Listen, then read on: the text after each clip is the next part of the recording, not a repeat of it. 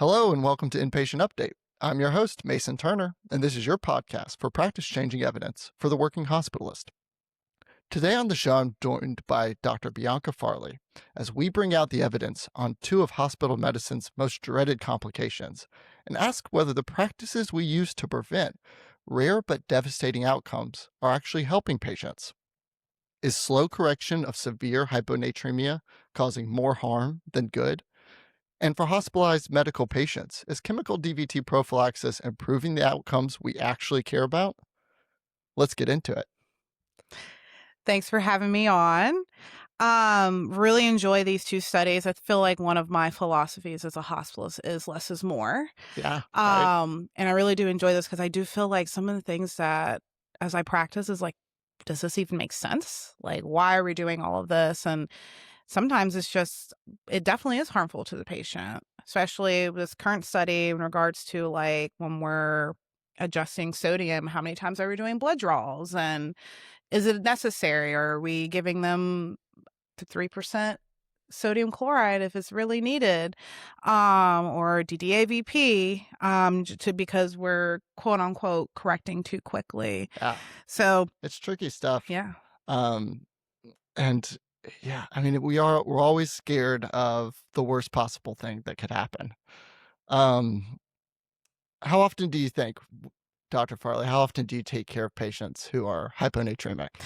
I feel like all the time. Yeah. Like all the time, but it's either chronic or it's very like mild. Mm-hmm. I will say half the time, probably more than half, let's be honest, are patients who've just been NPO waiting for procedure and Sure. then they're just volume down. But like true acute hyponatremia, I feel like it's either us doing it from like a diuretic standpoint, Mm-hmm. or it's CHF. I think when we all see like why this person has acute hyponatremia, everyone like gets scared and they have to pull up the up to date and is like, do I get fluids? What do I do? Yeah, that up to date. I think I've actually heard this before, that the up to date page on hyponatremia, I don't know if it's management or workup or both, is like the most visited up to date page, which is probably true for me. I look at it again and again all the time. All the time. And then sometimes you do everything and it just doesn't work.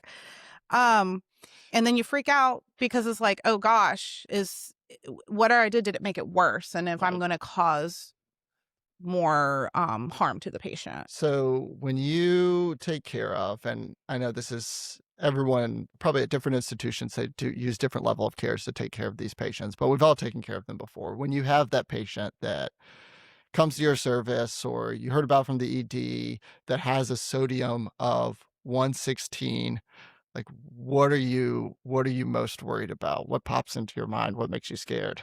The big thing is that's definitely severe when we Right. classify that hyponatremia. And is this patient a TUMDA? Are they having seizures? Are they actually having like acute symptoms due to acute hyponatremia? I think the first question when we tell our residents, is this acute or chronic? Right. So, we're chart reviewing, is this patient stable? But at our institution, anything less than 120, that does not come to the floor. Right. That goes straight to the unit. So you and I are probably not going to acutely manage those patients, but I will say like different institutions, even like community hospitals, their ICU is definitely open, and it's up to the hospitalist with like, say, a critical care consult or even our nifty nephrologist to help manage these patients. Did you, do you have a mnemonic for the complications with overcorrecting sodium disorders? I feel like one in my head I remember from first aid that I think of all the time whenever I'm taking care of All sodium. I think of is the demyelinating syndrome. Yeah, totally. Yeah, I mean, like that's yeah. Like in first aid, there was high to low, the brain will blow. Low to high, the Yes. pawns will die. Yes, I remember. And so we all have this, like, this is like from being a med student, it's beat into our minds to be afraid of osmotic demyelination syndrome. Like that's the terrifying thing. And actually we did a episode a few episodes back with Dr. Kevin Baker and talked about correcting hypernatremia and how there's no evidence of clinically significant cerebral edema with the brain blowing. And also there's data that correcting faster generally has better Yeah. outcomes. Foreshadowing here Yes. to our article. But like at the time I was like, this is super important. Like, don't throw the mnemonic out, because like osmotic demyelination syndrome is a real thing. You don't want to get people locked in. It's a totally different boat. And it is a different boat, but it is seeming that it's also a little more complex than I realized at Yeah. that time. Yeah. And this article has been really interesting to that effect. Yeah. You want to tell us more about the article? Yeah. So this give you the whole title: Sodium correction rates and associate outcomes among patients with severe hyponatremia, keyword severe, so less than 120. So this is a retrospective cohort study. I think it was like Kaiser in California, like they used a database with Kaiser. And they had, based off the number of patients that they were able to determine who qualified, and after inclusions, which, patients, these are adult patients, 18 or greater, admitted in the ED. Again, keyword severe hyponatremia of less than 120. That has to be their first admission. And then also that, which I thought was interesting, but it makes sense. Like, they had to have insurance because they need to determine from a 90-day, 30 to 90-day from admission and from their diagnosis, did they have any other issues like neurological outcomes, delayed neurological outcomes, let's put it that way. And you can't really do that with someone who doesn't have insurance, and it's not really Yeah, and I think the following. Kaiser system is kind of a walled garden. Yes, So exactly. the uninsured population isn't part of that population. So that was interesting. But and then obviously the key exclusions from that perspective, that they had to stay within that hospital system, obviously, because they won't have the data after that. We're not looking at sugars greater than 400, because it's not true hyponatremia from that standpoint. And then we talked about the insurance, but from all of that, the nth it's pretty significant number, like almost 4,000 patients. Yeah. And so the bottom line, the question that this article that they were from the study was, is correcting severe hyponatremia versus slow, which is less than 8 micro or milliequivalents, for medium, which I believe it was like 8 to 10, 8 to 12. Yeah, 8 to 12. And then faster, greater than 12. Was there going to be rates of associate better 90-day outcomes compared to slow correction between medium or faster 24-hour? And essentially, this is like, again, they retrospective cohorted study. They went back from, I think, 2008 to 2024. So, and what they did found, the big outcome, the primary outcome, is that slow rate, actually, there was a higher outcome of like death for these patients, versus the medium to fast correction. And, when we talk about less than 8 versus higher than 8 of correction, should we be concerned about gosh, I can't even speak. Osmotic demyelination syndrome. Did the pawns die? There you go. Did the pawns die? Yeah. And essentially, it was rare. It was like 13 to 18%. So that really brought in the question, which, again, I like. Less is more. Are we doing patients the service of just making them sit at such a slow rate? Because obviously, with a severe hyponatremia, these patients have neurological issues. Like, if they're acutely have symptoms, some of them are attundant.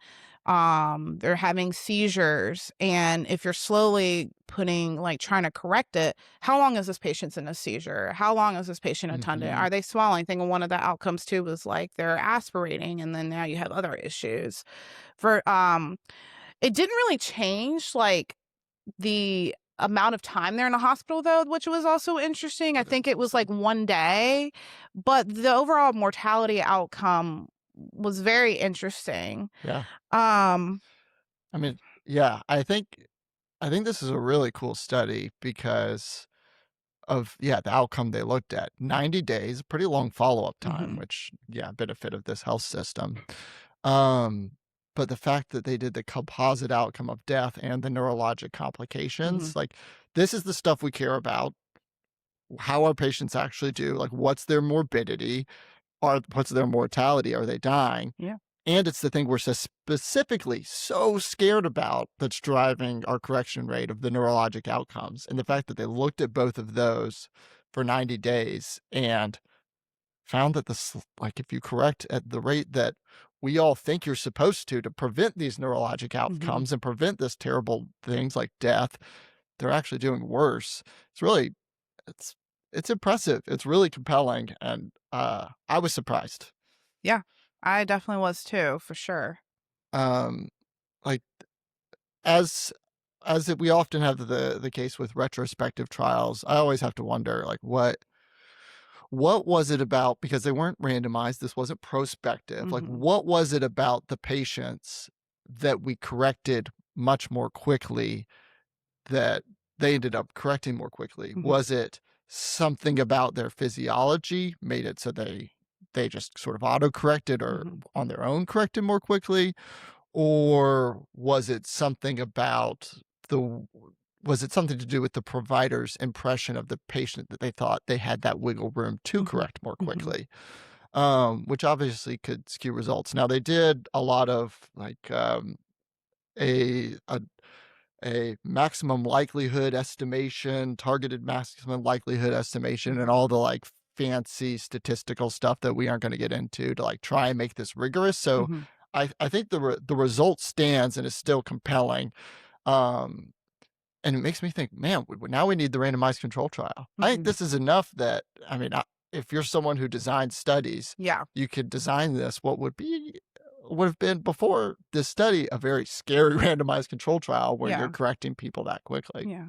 And I would be kind of interested because one of the things that they obviously included when we're talking about correcting hyponatremia, particularly the patient populations that are malnourished, they have cirrhosis.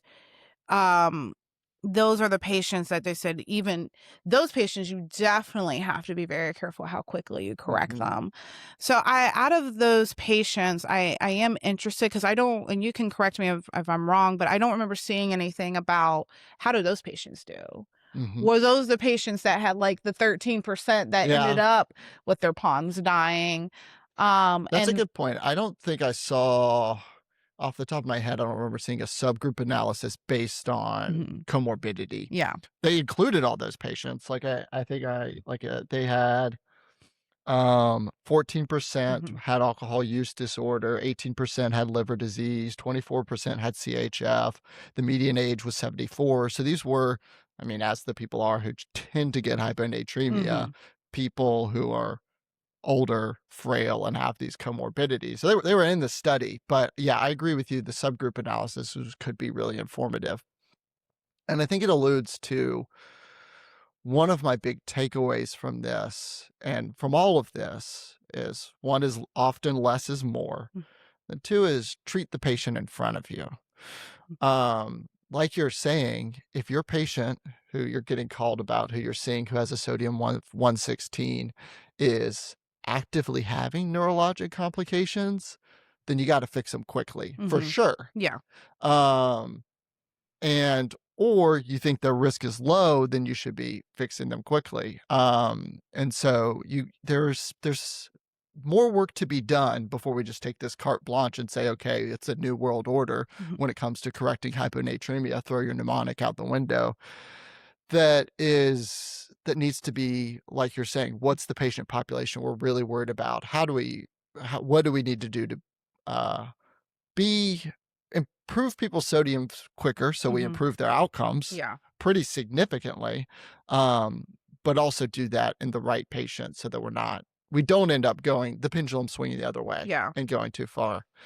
What's your when you manage a patient with hyponatremia and you're trying to correct them, do you have like a mental number that is your go-to goal of correction per day? I It's funny that you say that because personally for me, I correct between 8 to 10. So I probably actually in the moderate corrector. I definitely wouldn't go greater than 10 just because that makes me feel uncomfortable.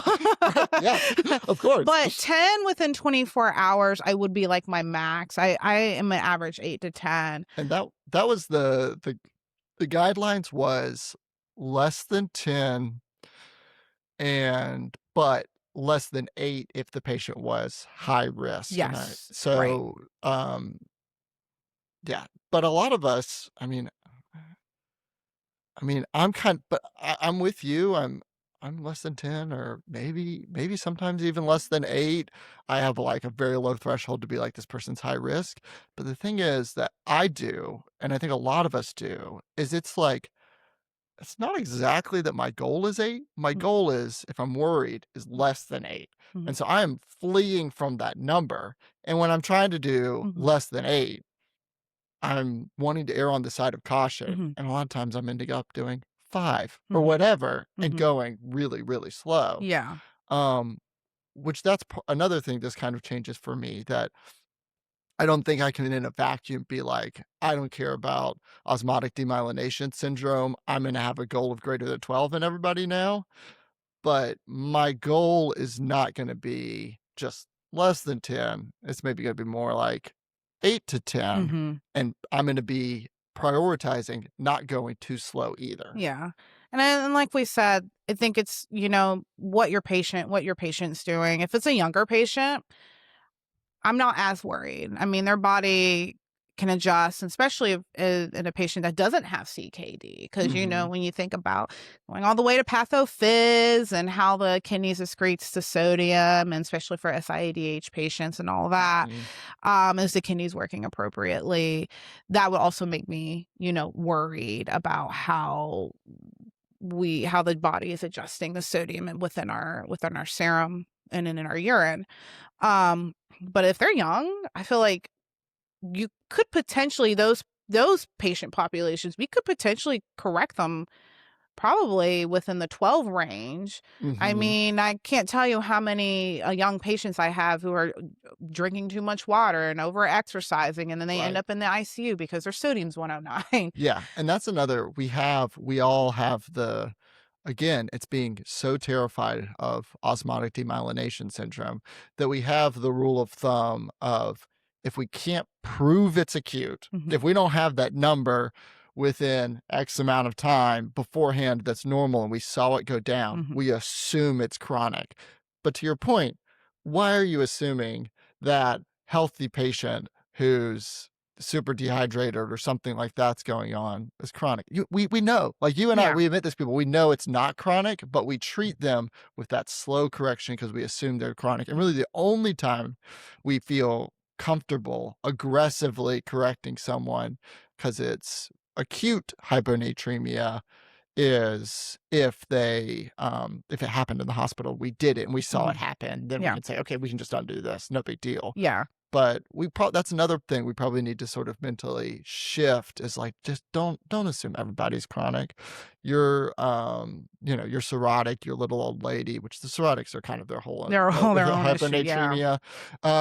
But your little old lady who's clearly dehydrated, this patient 74 something, like, yeah, she's probably chronic. She's probably been sitting there a while, but there's a lot of the population that clearly isn't, that we certainly can be more aggressive with. And that's probably part of why we're seeing they do more poorly, because their brain is not used to living at sodium of 116. Right. And we're causing the opposite problem.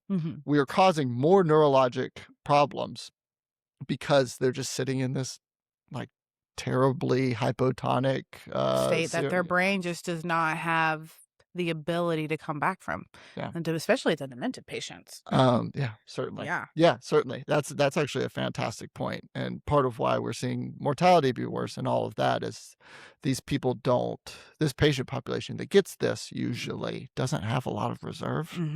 So yeah, if they get poor outcomes or something that puts them down a couple rungs, they may not be coming back from it. Have you ever had patients with osmotic demyelination syndrome? Never. Yeah. I've definitely never seen it in anyone who's had their sodium corrected. I actually recently had a patient who they had called it on an MRI from a previous hospitalization, and I was like, I'm not sure I've ever seen a patient that I was even called, like, personally taking care of a patient that, like, had a history of it or Mhm. anything, and he didn't. Um, he was a patient with alcohol use disorder and other polysubstance use, and, he clearly wasn't neurologically perfect, Mhm. but he certainly wasn't locked Yeah, I was in. gonna say I he mean, wasn't that's the quote thing. unquote locked in. Yeah. And so, like, reading this study, because I was shocked because I was so we just are trained to be so afraid of that, Mhm. and the guidelines back it up because the guidelines are so afraid of that. I was like, "Where did this fear come from? How common is it actually?" And I looked up a little bit of stuff about osmotic demyelination syndrome, and it's obviously, like, in the general population, the incidence is very low, zero point 0.6 incidences per million person years, Mhm. so super uncommon. But there was actually a really big study from a couple of years ago that looked at almost 23,000 patients that were hospitalized with hyponatremia, and even in that population, only 0.05% of them, had osmotic demyelination syndrome. So and of that, only, uh, 42% had a documented fast correction of sodium, over half of them. So hyponatremic patients, hardly any of them, 12 of 23,000 of them got osmotic Mhm. demyelination syndrome. And then of those, less than half of them did we even have a documented overcorrection, and they Right. used a threshold of more than 8. So, like, the very conservative threshold, which really makes it look like this from these numbers, it's hardly related to the correction at all, and it's Yeah. so infrequent, and I think that's what we're doing here, and I kinda mentioned this at the top, and we've talked about this, is like there's this terrible specter of something terrifying that we're trained from an early age in our doctorhood training, to be terrified of it, and it's horrifying Yeah. just on a visceral level, the idea of being locked in from osmotic demyelination syndrome. The idea that you would do that to a patient is terrifying, and it seems from this data that our fear of that has driven us as the medical community and us from a guideline perspective and our individual practices to be overly cautious to the point that we're actually causing harm because we're Yeah. not doing what they need to do because we're scared about one specific problem and ignoring the multitudes of others that happen if we don't do what we need to do Mhm. and fix the patient's sodium. I think the fear, I think for all the fear of like, did we mismanage that patient? Did we cause this? Am I going to get sued? I think that's Mhm. the Oh, number one 100%. thing that 100%. that keeps that fear. I mean, there's always you always need a healthy fear of medicine. Like you can't have a doctor that's too cocky because if that's when things start to become harmful. But I think it's good that we're questioning this because um it to me just is sounds like we're actually doing more harm than good. Yeah. Um, and again, disservice to the patients. Like, yeah, it didn't change how long they're in the hospital, but if we're doing something that's causing poor outcomes compared to something that's like not even 1%, Right. then definitely we need to take a look and do we need to be adjusting current guidelines? Totally. And in this study, the incidence of osmotic demyelination syndrome was really low. It was less than 1% in Mm, all three groups. Um, and no, for that specifically, there was no significant difference. It was, mm, I think, 7 in the low group, 6 in the medium group, and 5 in the fast group, greater than 12. Did they document some demyelinating disease, which mhm, is and looking at this, a lot of it is, we see a neurologic change. We get an MRI and we see something there. mhm, It's not necessarily the locked in presentation that we all fear.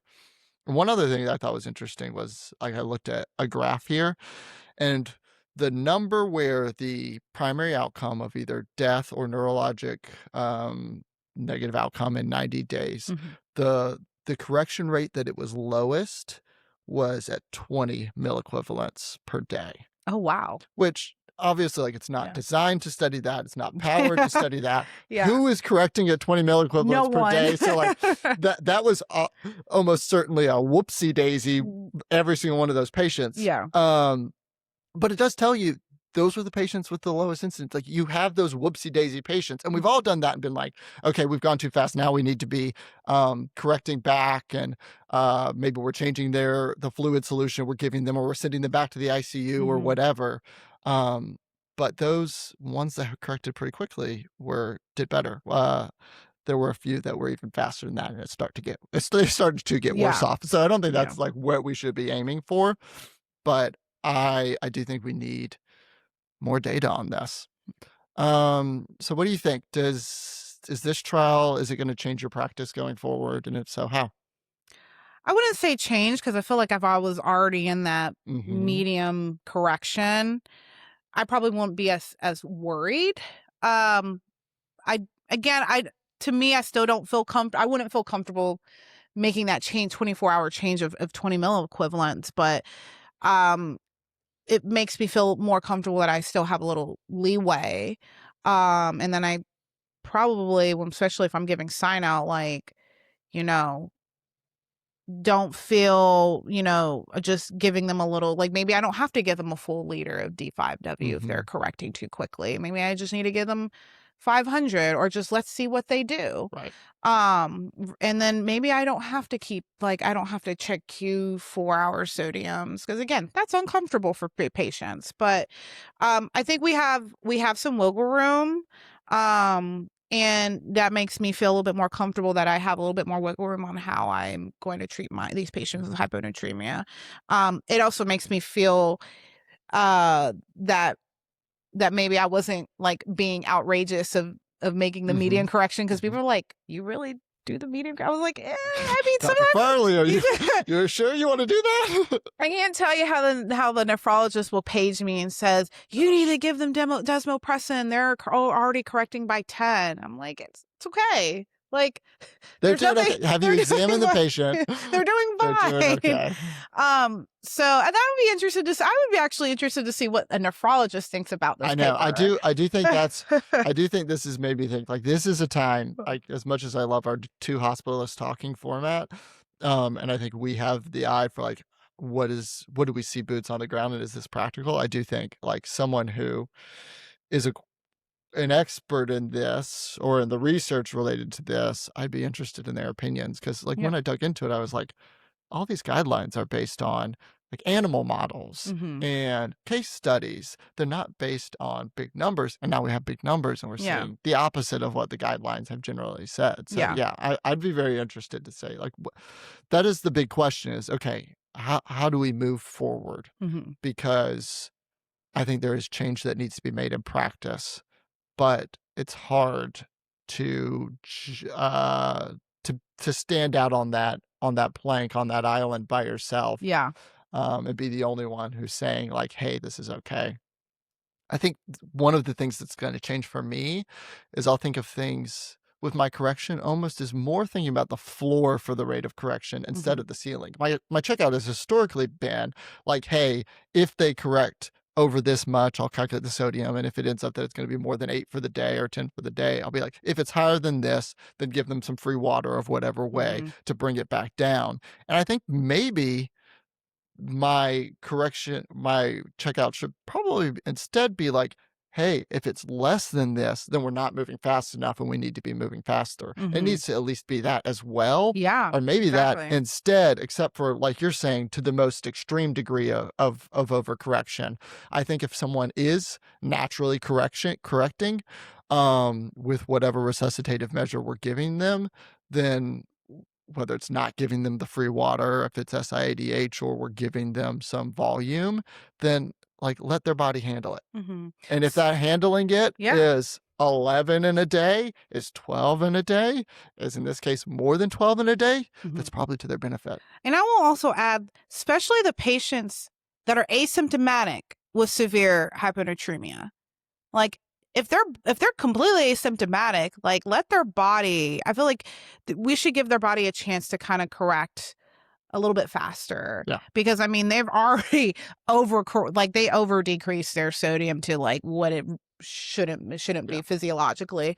So if maybe us just not having to give, so much fluid, let their body do what it needs to do, especially if they're young. I feel like young people have so much reserve. Mm-hmm. I'll touch on another article related to this just because I do think I thought it was interesting. I don't think I'll feature it fully on an episode, and I think it plays into this a little bit because there is the point that this, again, is the severe hyponatremia. A lot of these were probably acute. Some of them might have been chronic, but that like 130 to 120 chronic range, we don't necessarily need to be treating that same way. And I think this is a similar time where less is more. And that there was this trial, there was the HIT trial. This was in, I believe, the New England Journal of Medicine. And this was a prospective study where essentially what they did, they had 2,000 patients and they had this really aggressive correction program to get their sodium up above 130 for everybody. And these people who were deemed likely chronic, moderate hyponatremia, some of them were less than 120, but most of them were in that 130 to 120 range. And what they found was, yes, they corrected their sodium up to 130, more likely. But what they also found was they didn't have any of the outcomes we really care about other than just a number that were better. So the mortality wasn't better, length of stay and that kind of stuff wasn't better. And so I think that goes just is another nuance to this and why it's more about treating the patient than it is treating the number, is that for your severe hyponatremia, that's dangerous for a patient. We should probably be treating those more aggressively and correcting that quicker. For your moderate chronic hyponatremia, their brain lives there.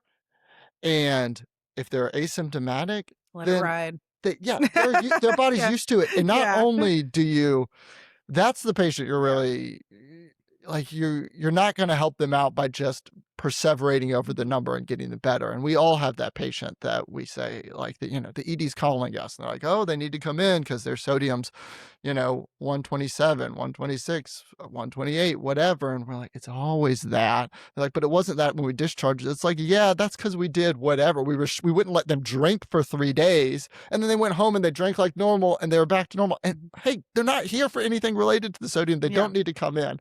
And so we can fix a number and make it shiny, but that's not necessarily going to fix an outcome. And I think that's particularly for these moderate hyponatremia patients. All right. Anything else to say about sodium? No, I think we're good. Good. All right. Dr. Farley, what do you think in the hospitalized patient? What do you think is the number one most frequent medicine you write for your patients? DVT prophylaxis. You think so? Yeah. I think so too. And if you try to avoid it, the pharmacist will message you and say, hey, do you think this patient needs DVT prophylaxis? Yeah. Tell me I'm wrong. No, yeah. 100%. I agree. I think the number one, and I haven't looked at the numbers for this, but it was the question that popped in my head and was, I think sub-Q low molecular weight heparin, sub-Q enoxaparin is the number one medicine I order for patients by number of orders. And you're right, it's baked into our order sets. Yes. It's baked into our institutional protocols. It's obviously baked into pharmacy checklists. It's also another thing that, like we talked about, we have the fear of God put in us about missing it. And so everyone's alarm bells are going off if a patient doesn't have it. But I agree. I think it's the number one thing we order. How often do you think you've seen a patient get that got a thrombus that while they were in the hospital or associated with a hospitalization? I personally never had it, but I've heard it. I mean, I would probably in the past year have probably heard maybe about one. Since I've been attending, maybe 5. Yeah. Maybe 5. And those are because it's such quote unquote rare thing for us to see. They're always presented on these M&Ms. Yeah, particularly if it's the big, I mean, the classic thing and the thing that's like on our differential on like every rapid you show up at. And it's like the first question. Yeah. What's the first question? One of the top 3 questions that whoever is the first person who shows up to the rapid response asks, and they're looking at it and being like, well, are they on antibiotics is probably first, but then are they on DVT prophylaxis? Especially if they're short of breath. Which is most of them. Yes. The patients, you go to a rapid response and like the patient's probably short of breath. They're almost certainly tachycardic, unless it's a rapid response for bradycardia. That's basically the only one that isn't tachycardic, or they're paced or something. So it's always of pulmonary embolism, a clinically significant, a symptomatic venous thromboemboli is always on the differential. And so we catch them. Yeah. And then they get presented at M&M, particularly when there's something really bad happen. And when something really bad happens that we could have prevented, we really, really, really don't like that. And that's just, I mean, that's part of being a human and also who we are. When like something bad happens to a patient that we could have stopped, then we as an institution appropriately, we stop and say, hey, what happened here? And we as providers think, oh my gosh, did I missed something I should have found. But I agree with you. Like, I mean, there's been times I've certainly found a DVT or found a PE, a few days into a hospitalization, usually not one that's has a lot of morbidity associated with it, but I only would have looked for a reason. And usually it's someone like a cancer patient, and maybe they were already on DVT prophylaxis and they still got the clot. That's often the case. But it's the kind of thing that, similarly to osmotic demyelination syndrome, the preventable hospital-associated clot is a thing that we're really terrified about. And because of that, there is this deeply ensconced culture, protocols, practice pattern within, I think, every hospital of what we're fleeing from that outcome. But it's the kind of thing that kind of for me similarly, I mean, I've stopped to think about this more than I have osmotic demyelination syndrome and whether that was really something to be worried about. I was just afraid of that. I think about this sometimes when I'm putting in the default order set every time or clicking through the questions in the order set or whatever it is at your institution. But not enough that I haven't thought, if I think they're medically ill, they're coming in, I'm often putting them on DVT prophylaxis unless I have a reason not to. And so I was excited to see a study that looked at actually a big study, that big numbers that looked at, hey, is this actually helping patients or not? Right. And so this was an article that came out in the JAMA. It was actually, this is hot off the presses. This just came out last month. And it was about pharmacological thromboprophylaxis in medical patients. Marty et al., the authors.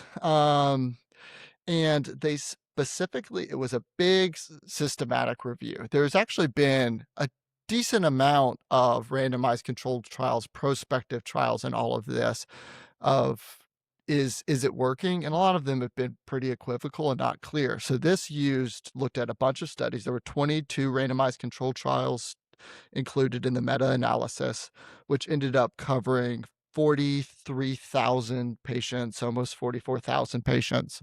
And what they specifically were looking at was if they had 90-day follow-up, a 90-day outcome of symptomatic venous thromboembolism, and then they did a secondary outcome of clinically relevant venous thromboembolism. And that's important because there have been some studies that in favor of doing the DVT prophylaxis that we all do reflexively that were they went and hunted for the clot. Right. So they were throwing down the ultrasounds, and I haven't looked into those studies. I don't know if they did before and after, but I think we've all who have practiced enough know that if you go ordering CTA chests and lower extremity Dopplers on all of your patients, you're going to find a bunch of clots that don't necessarily matter. And so they looked at clinically significant, or specifically they were looking at the symptomatic. So they were looking for a reason. The patient had symptoms of a TVT, or the patient had, God forbid, a fatal PE or a symptomatic PE that then they looked for, like any of our rapid response patients that we're going to and all those M&Ms that you've been to. And what they found was interesting. So in the patients that didn't have any treatment for DVT prophylaxis, the incidence of symptomatic clots was 1.7%. And then our best drug was the Lovenox, the enoxaparin that you and I certainly tend to use. But it was a drop down to about 1.2%, but a relative risk of 0.68, and that was statistically significant.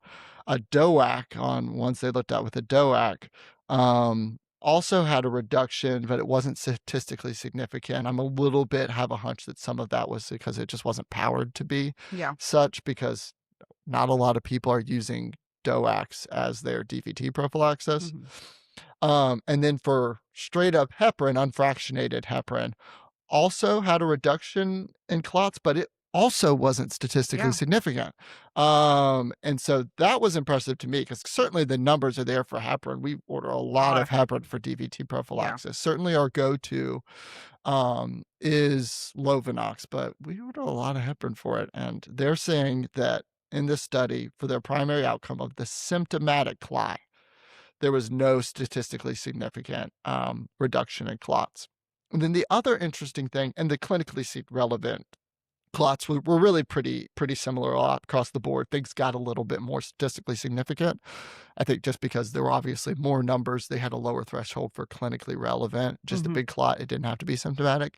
Versus the symptomatic. So powered a little bit bigger, the numbers got a little bit more statistically significant, but still basically the same pattern we saw.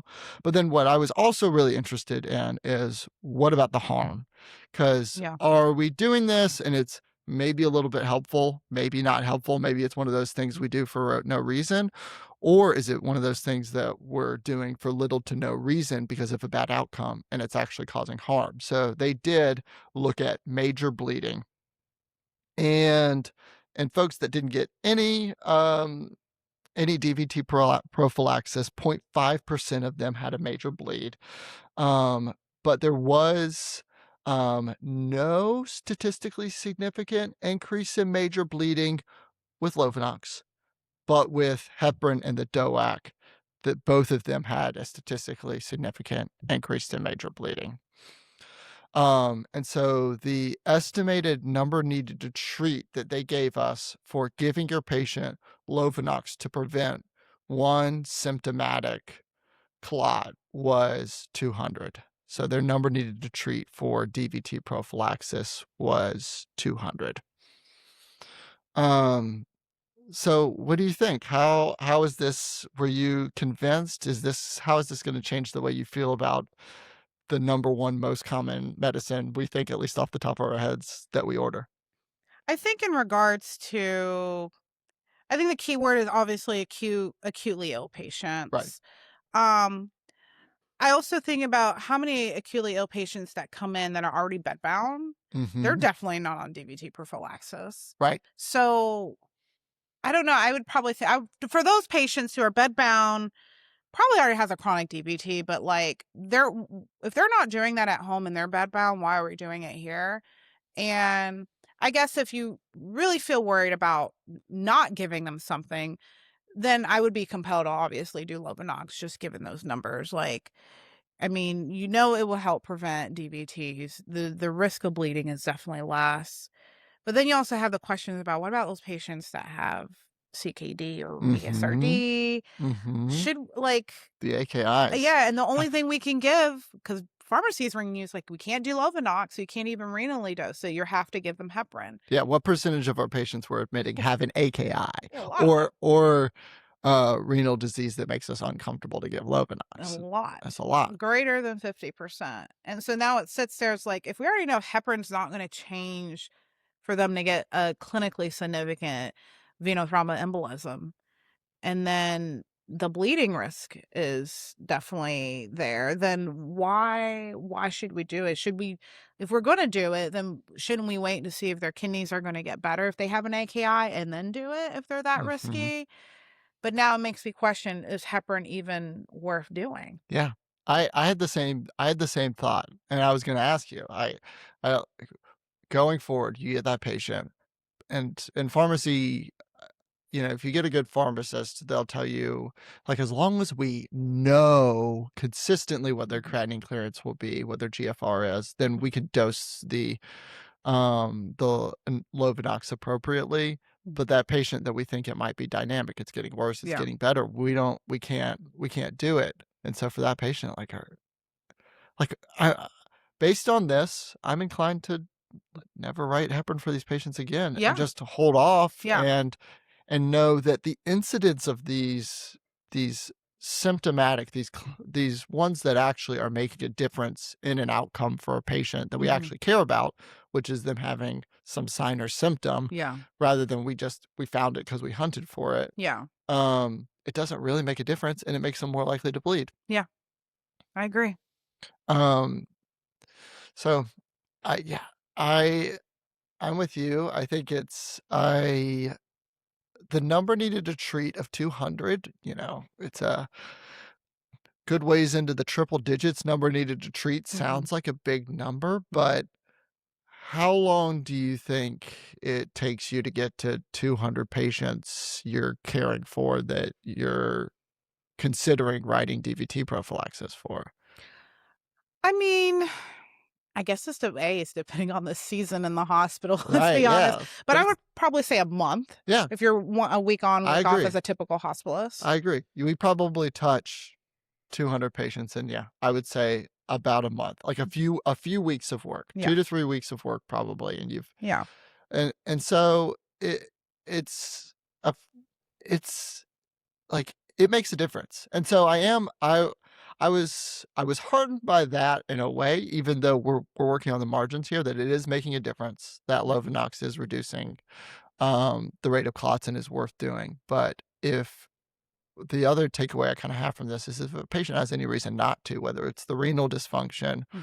or I'm a little more worried than usual about bleeding, or the patient is like, I hate these Lovenox shots. Like Yeah. we're working on the margins here. Yeah. It's probably okay to just be like, okay, we'll stop it. It's Yeah. just not the big deal that we think it is.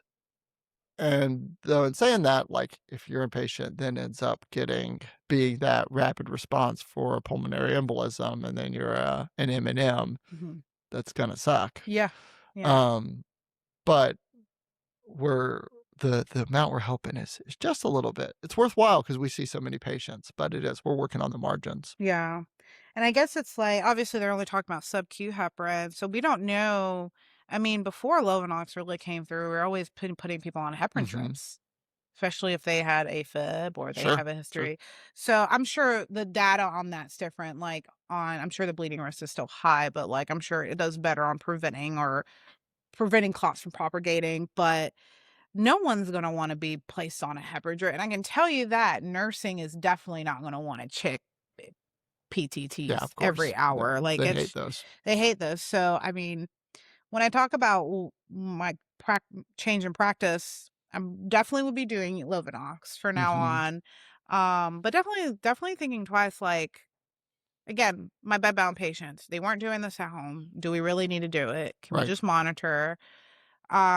Risk versus benefits, or is this a conversation do we need to be having our patients who doesn't qualify for sub-Q Lovenox and will qualify for heparin, but now that we have the data, like it may not be helpful and actually provides more harm. Is this a risk versus benefit with the patient? Like these are the like data showing this, but you are high risk. What are your thoughts on this? Yeah. Agreed. I think a nuance here. I'm on the SHM committee for reviewing performance metrics, and Mhm. so I heard about CMS having a new metric of changing the way they look at DVT prophylaxis and the way they report it, Mhm. and instead looking at outcomes of clots that are Mhm. happening Yeah. instead of previously it was just like, does this patient have DVT prophylaxis? Yes or no. But the important nuance here is that is in the surgical patient and the operative patient. And Mhm. I think that's important just for the listeners when they're applying this, that the medically ill patient that we're ordering DVT prophylaxis, that we do it all the time. Mhm. Yes. That's who we're talking about here. We're not talking about your Right. post procedure. We're not talking about your surgical. So I looked a little bit up the numbers of the incidences there, Mhm. and it's totally different. The 1.5% that got clots that weren't on DVT prophylaxis of the medical patient is compared to like 10 to 60% of patients who have had a surgery or Yeah. procedure of some sort. So I just don't want this to be taken out of context that if you've got a patient that you're, caring for, co-managing with a hip fracture, like Oh, those please make people sure need you're me. doing the DVT prophylaxis. This is a Yeah. totally different thing. And it was interesting actually, like just looking at these numbers a Yeah. little bit, like folks getting abdominal surgeries, I think were some of the highest. Like we think of the orthopedic patients, because I think they have probably the longest tail of how long they can get the clot. Like they're going Yeah. to come back in 3 weeks with their clot Yeah. or a month or whatever. But actually, abdominal surgeries, I think, had the shortest or the highest instance in the short term, which makes some sense. Like you're, mucking around, compressing the IVC, Yes. tossing up all these inflammatory stuff. So all that is to say, don't apply this to your patients that are getting surgeries, that are having procedures. That's a totally different bucket. But for the general medical patient, the DVT prophylaxis, Lovenox, great, but we're working on the margins here. Mhm. Um, any other thoughts on this No. study? No, Okay. I think kind of going back to the philosophy, which I feel like everyone should have, is less is sometimes more. Yep. Yeah, I totally agree. I think a lot of us as hospitalists who are doing all the reps and seeing these things so often, um, particularly as we get more and more confident in our practice, Mhm. realize that usually less is more. Um, okay. So for my big takeaways from today. So today we looked at two standard hospital medicine practices and we asked, by doing these things to avoid a very specific harm, are we ultimately benefiting patients or are we causing unintended Mhm. consequences? And when it comes to correcting severe hyponatremia, sodium less than 120, the retrospective data indicates that current practices and guidelines are too constrictive for a slow correction of less than 8 or even less than 10. We may be causing harm to patients. And for my practice going forward, I'm going to target to be more aggressive, have a floor of at least 8, and not be paralyzed running away from that. Don't go over 8, don't go over 10, whatever that Mhm. ceiling is. And then have my ear to ground for that big randomized control trial or the guidelines that change that I think we might see some momentous movement of this going forward. But for the chronic hyponatremia patient, Mm. sodium in the 120s comes in asymptomatic. We probably don't need to perseverate over that number. We're probably not significantly changing outcomes with Right. that patient. There's a nuance there different. Mhm. Treat the patient, don't necessarily just treat the number. But when it comes to um, DVT prophylaxis for Mhm. appropriate hospitalized medical patients, Lovenox is worth doing.